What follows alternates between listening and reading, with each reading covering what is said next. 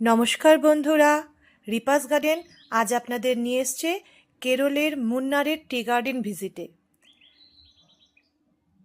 চারিদিকে যেদিকে দু চোখ যাবে শুধু সবুজ সবুজ আর সবুজ, সবুজে ভরা কেরলের এই টি গার্ডেনটি।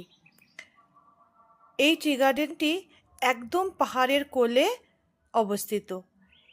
টি গার্ডেনের মাঝখানে আমরা রয়েছি এবং এখান থেকেই সকালবেলা চা পাতা তোলা হয়, তুলে প্রসেসিং করে চা তৈরি হয়।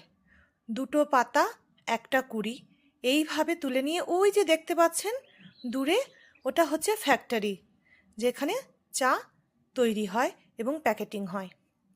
এগুলো হচ্ছে চা পাতার ফুল, পেয়ারা ফুলের মতনই অনেকটা দেখতে, এবং এগুলো হচ্ছে চা গাছের ফল। টাটা বন্ধুরা।